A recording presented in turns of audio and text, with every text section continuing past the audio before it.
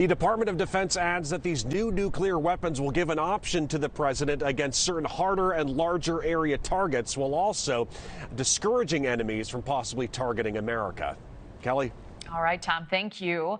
For more analysis, let's bring in the founder and executive director of the National Security Institute, Jamil Jaffer. It is great to see you. So I think the first question on a lot of people's minds is this isn't a random act. There must be a consensus that the U.S. needs this type of firepower. Tom outlined some of those needs in his report. What do you believe are the biggest threats this new weapon is working to ward against? And what do you make of the timing of this announcement as well? Well, Kelly, obviously a few things going on here. One, we have ongoing wars with Russia invading Ukraine. We've got the war between Israel and Hamas, and a longstanding threat from nations like Russia and China that have been long challengers to the United States, not to mention North Korea as well.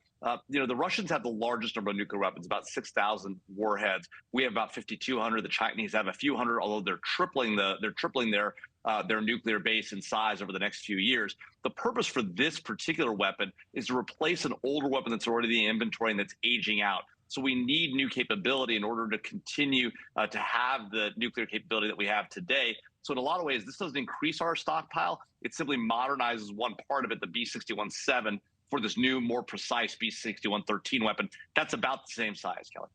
So the Pentagon has confirmed there's been at least 25 attacks on U.S. forces in the Middle East since the Gaza war began. Is this move an act to show emboldened countries like Iran, Russia, and China that the U.S. won't back down from this arms race? Well, look, I think we want to be clear with the Iranians who are behind these attacks on American forces. We're going to treat your attacks on our forces by your proxy forces as attacks by you. Now, we haven't done that quite yet.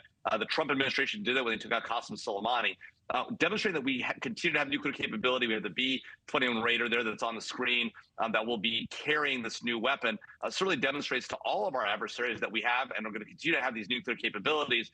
But the more important point right now, Kelly, to the point you raised, is that we've got to demonstrate we're going to hold Iran accountable for conducting attacks on American soldiers, which they've been doing for years. So we are talking about quite a bit of firepower as outlined. What are the scenarios where you see a bomb like this potentially being detonated?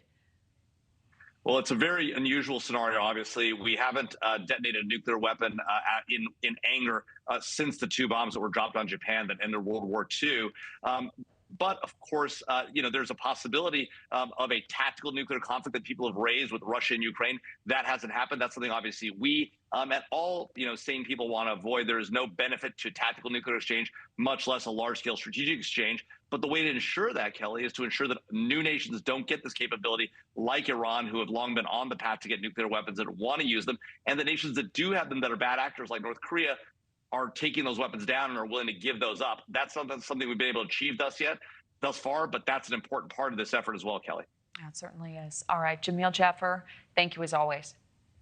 Thanks for having me. Thank you for watching. Go to newsnationnow.com to find News Nation on your television provider. And don't forget to click the red subscribe button below to get more of News Nation's fact-driven, unbiased coverage.